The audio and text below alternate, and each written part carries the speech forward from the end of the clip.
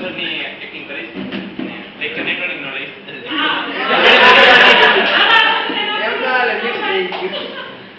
It's a real guys. એક minute. અપરો sir madam માર બધાને લેપટોપ ની પણ અનિલ લેપટોપ મારા માટે અસાઇનમેન્ટ અત્યારે નહીં. હાલો અસાઇનમેન્ટ એ આવું ના રે ડાઉનલોડ પછી ડાઉનલોડ પછી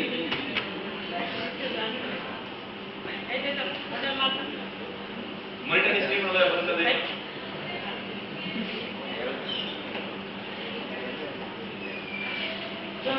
સર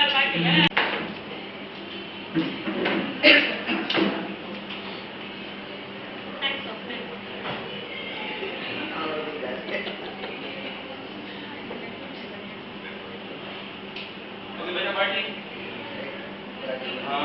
હું નેટવર્કિંગ નો ગુજરાતીમાં બોલીશ કે કઈ પ્રોબ્લેમ નથી ને.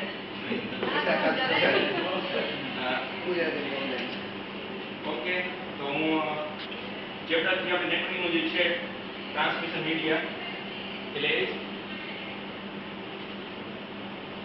ઓકે તો ટોપિક છે ફ્રીક્વન્સી. આપણે જે બધું જોઈએ છે ફ્રીક્વન્સી. સૌથી પહેલા તો આપણે ફ્રીક્વન્સી વિશે થોડું ડિસ્કશન કરશું. તમે બધાને કહો કે કઈ કઈ ફ્રીક્વન્સી ખબર છે, આપણે ભણી ગયા છીએ.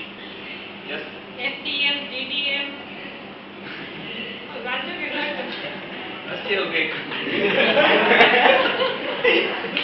તો મુજે ફ્રીક્વન્સી નો તમને ભણાવવાનો છું એ છે એનાલોગ અને ડિજિટલ.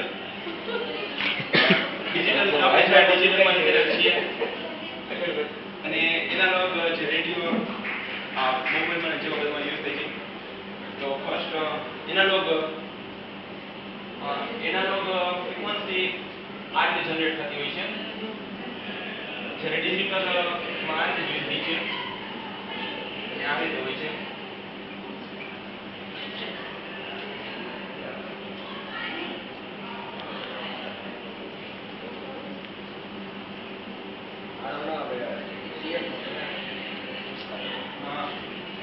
આ જે એનાલોગ હોય છે તે સ્પીડમાં ધીમી હોય છે કારણ કે વેવ્સની જેમ જાય છે. જે ડિજિટલ આપણે કોમ્પ્યુટરમાં ને એમાં હોય છે જે બાઇનરી હોય છે એટલે સ્પીડમાં જાય છે. સ્પીડમાં ડેટા ટ્રાન્સફરિંગ ને બધું થાય છે. એનાલોગ આપણે જો કાઉન્ટ કરવી હોય તો એના માટે આ રીતે કાઉન્ટ કરી શકીએ છીએ કે આજે એક વેવ્સ છે એ જનરેટર છે 1 સેકન્ડમાં કેટલા વેવ જનરેટ કરે છે અને બીજું એના ઉપરથી તેની સ્પીડ નક્કી થાય છે કે આ જે મીડિયમ છે એ ક્યાંથી આપણે પસાર કરવાનું હોય છે. જ્યારે ડિજિટલમાં તો બાઇનરીમાં જાય છે તો જેટલું સેટ થાય છે કેટલું જ પહોંચે છે. અને હા જે આ ડિજિટલ હોય છે તેને કાઉન્ટ કરવા માટે બીટ થાય છે. 1 બીટ પર સેકન્ડ બીટ કેટલા જનરેટ કરે છે એના ઉપરથી કાઉન્ટ થાય છે. ઓકે તો તમને બધાને આ ફ્રીક્વન્સી વિશે ખ્યાલ આવી ગયો.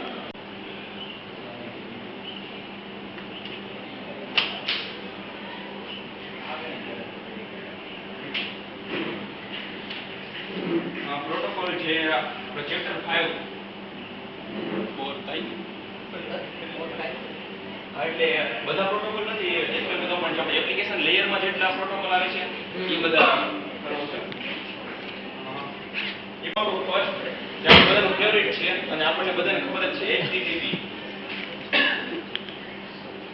હાઇપર ટેક્સ્ટ ટ્રાન્સફર પ્રોટોકોલ જે આપણે બધા નેટ યુઝ કરીએ છીએ ને ગૂગલ લખીએ તો પહેલા આવી જ જાય નો લખી તો પણ અત્યારે HTTPS થઈ ગયું છે કારણ કે એમાં સિક્યોરિટી કે એવું એક એડ થયું છે એટલે અને જ્યારે HTTPS નહોતું ત્યારે આપણી કોલેજના વાઈફાઈ માંથી જ્યારે તમે ફેસબુક લોગિન કરતા ત્યારે કંઈક સંજય સરે એમાં કરેલું હતું બ્લોક કરેલી હતી સાઇટ કે http facebook.com ઓપન નહોતું થતું પણ તમે HTTPS કરો એટલે ખુલી જતું હતું. એ બધા યુઝ કરતા હતા આપણે.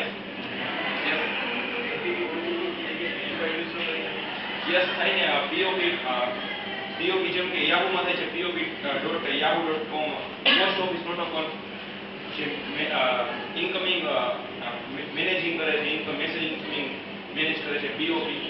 તો બધે HTTP કેમ કે અત્યારે આપણે હાઇપર ટેક્સ્ટ ટ્રાન્સફર પ્રોટોકોલ કે જે પેજ છે બધા એ બધા હાઇપર ટેક્સ્ટ હોય છે.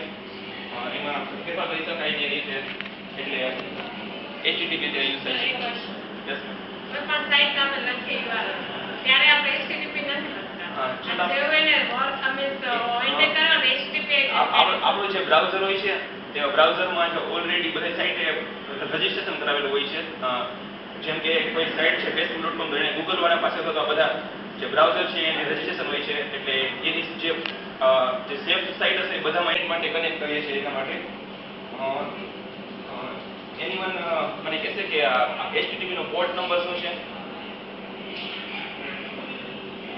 HTTP નો પોર્ટ નંબર છે 1880. એક્ઝામ્પલ આપણે કોણ છે http://www.google.com. ઓકે, બીજો પ્રોટોકોલ છે FTP. આ પ્રોટોકોલ પણ આપણે બધા યુઝ કરીએ જ છીએ.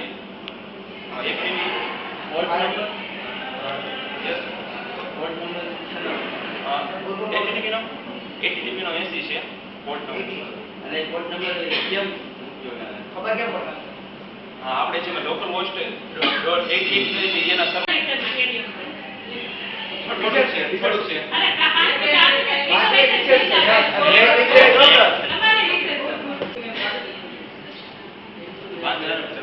FTP file transfer protocol. તો ફાઇલ ટ્રાન્સફર પ્રોટોકોલ આપણે યુઝ કરેલું છે એક આપણા ફોનની જે સિસ્ટમમાં. તમને બધાને યાદ હોય તો શેમાં યાદ કરો? આપણે એક ફોન મેમરી કાર્ડ હોય ને બીજા ફોનમાંથી બ્લૂટૂથમાં જે ડેટા ટ્રાન્સફર કરવાનો હોય ને બ્લૂટૂથ થતા ને એવી રીતના બધા ડેટા મેમરી કાર્ડ કોપી બીજા કોઈ મેમરી કાર્ડ એક્સેસ કરી શકે આપણા ફોન વાઈફાઈ આપણે આપણે બ્લૂટૂથમાં જે સિમ્પલ સિસ્ટમ છે કે એક ડિવાઇસમાં જે પણ ડેટા હોય બધો બીજામાં આપણે ટ્રીપીઓથી જે એક્સેસ કરી શકીએ છીએ મેમરી કાર્ડ આપણે એક્સેસ એ FTP ના લીધે થાય છે. FTP નો પોર્ટ નંબર છે 20 and 21. ઓકે, ત્રીજું છે SMTP સિમ્પલ મેલ ટ્રાન્સફર પ્રોટોકોલ. યસ, સિમ્પલ આ પ્રોટોકોલને આપણે જે મેનેજ આઉટગોઈંગ મેસેજને મેનેજ કરવા માટે યુઝ થાય છે. યસ,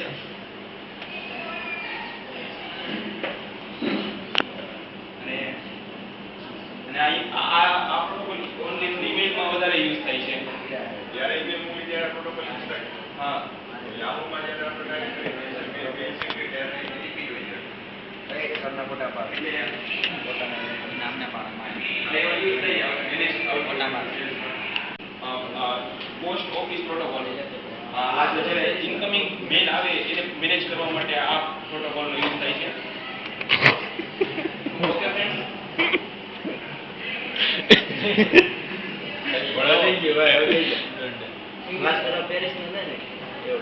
ઓકે, તો અહીંયા લેક્ચર પૂરો થાય છે. ડાઉટ છે ઓકે, થેન્ક યુ. ડાઉટ હા, એટલે એ તો જરૂરી જ છે, રાઈટ? સ્કૂલમાં હતો જ્યારે ભાઈ આ શૂટિંગ થયું છે. યસ સર, રાખી દો ખાલી રાખી દો.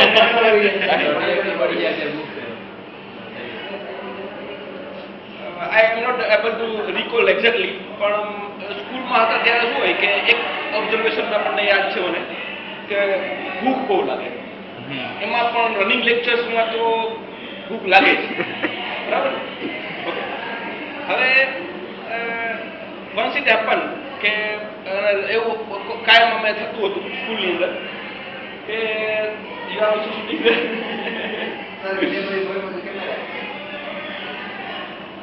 ડેસ્કમાં નીચે બોક્સ હોય, લંચ બોક્સ, રાઈટ?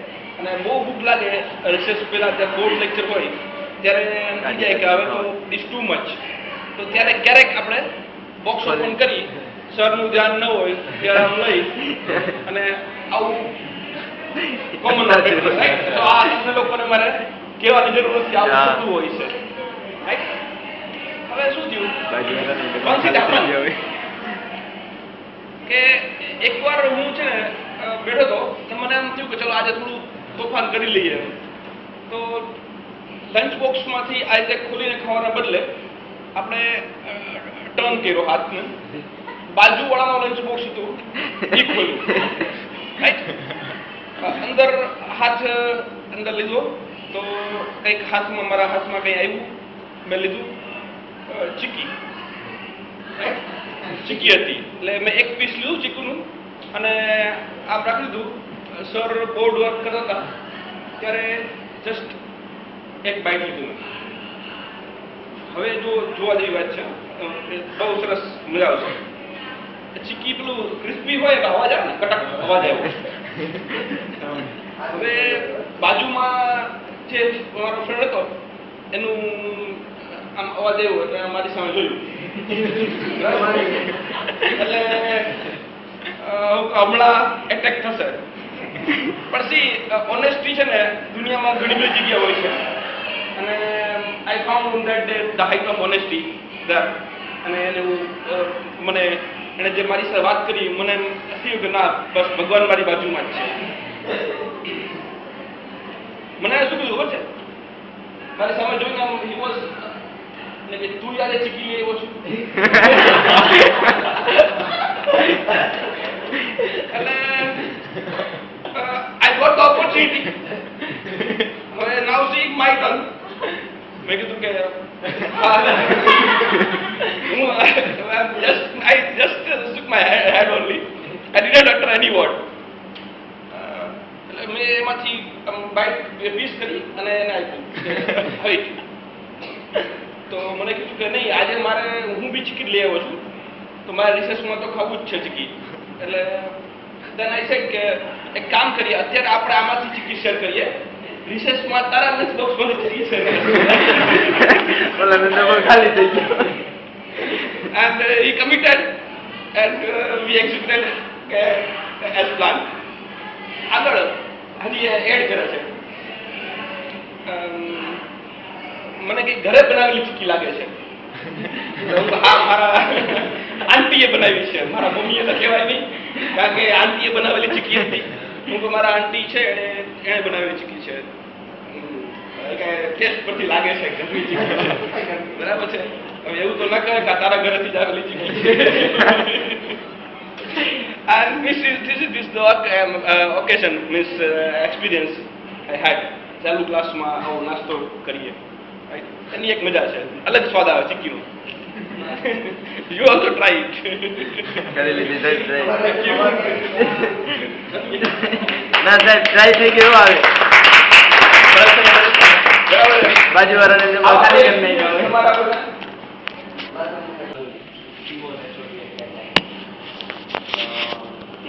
અમે અત્યારે ટીવીમાં લેબ 2 સ્પેશિયલી તમારા માટે સી ધ લેબ 2 ઈ વખતે અમારા માટે એમ ટીવાય ના લેબ 2 માં જાય. So at that time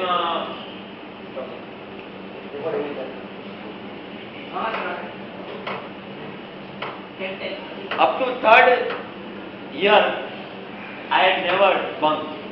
એકે વખત ક્યારે એકે લેક્ચર બંક નહોતો કર્યો. Very good, sir. Then in third year, so many of my friends forced me to bunk.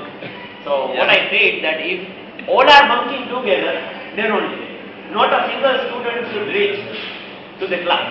Then only I will come.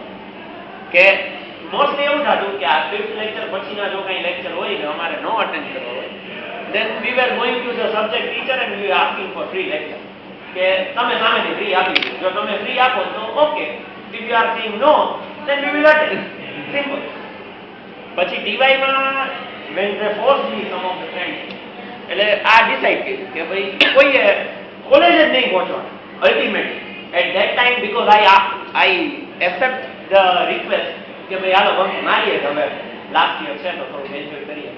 So finally we decided કે morning 8 o'clock થી સીધો bunk.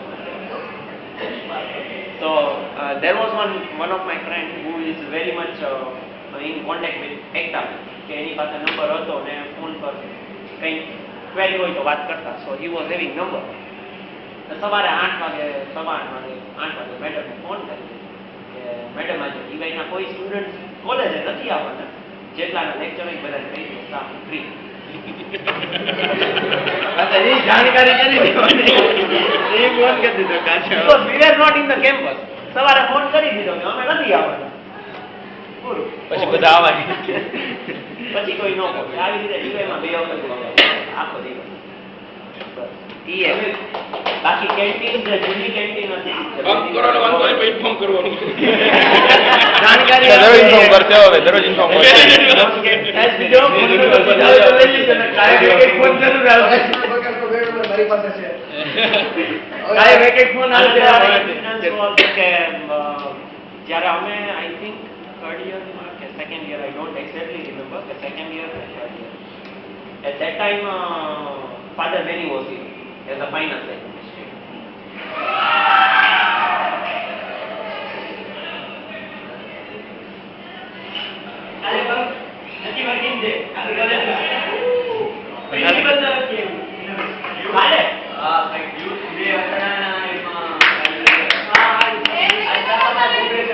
Okay સમજી ગયો. તમે કીધું ને એટલે હું તરત અસર આવી ગઈ. મેં અહીંયા કીધું ડોક્ટર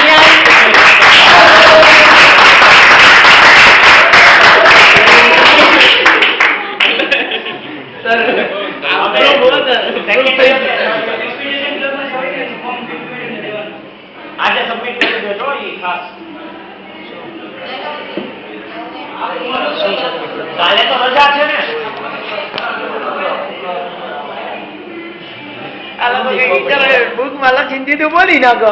રજા કાલની અચાનક ડિક્લેર થઈ છે અને એને નોટિસમાં લખાયું છે ટુમોરો, એટલે એને તો બોલી જ નાખવાનું. ટુમોરો એટલે ટુમોરો, પછી ગમે ત્યારે બોલાય ટુમોરો. કાલ આવે તો પછી તું મુરત થાય. સર તમે પણ કે અમારે લેક્ચર ચાલુ હતો અને અચાનક ધૂમ જોરથી અવાજ આવ્યો. હવે શું હશે એ તો તમે સમજી જ ગયા છો. ફર્સ્ટ એટલે નીચેના ફ્લોરના બાથરૂમમાં સિંગરી બોમ્બ મૂક્યો. We were not aware what happened કે લેક્ચરમાં in between થયું. હવે બ્રેકમાં થાય તો we can understand કે ભાઈ બ્રેકમાં બહુ બંદર ગયું અને સિંગરી બોમ્બ બંદર કોઈ, પણ લેક્ચર બધા ચાલુ, કોઈ બ્રેક જેવું હતું નહીં, લેક્ચર ચાલુ હતો in between. તો અમે વિચારમાં પડી ગયા, બહુ ભીડો કોને, અંદર તો કોઈ છે નહીં. તરત જ યુ તો તરત દોડીને ત્યાં જાય જોવા, તો અહીંયા કોઈ હતું.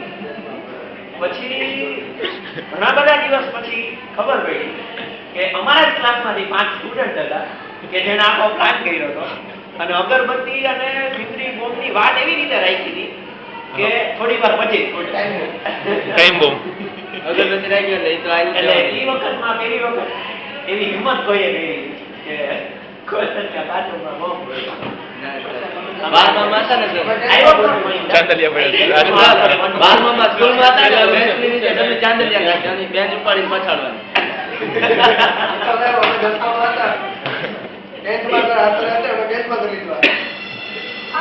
એવો તો ઘણી ઘરના કરી લીધા છે. ચાલો ફરીથી અત્યારે તો સર હવે થઈ ગયું કે બધું આ બધું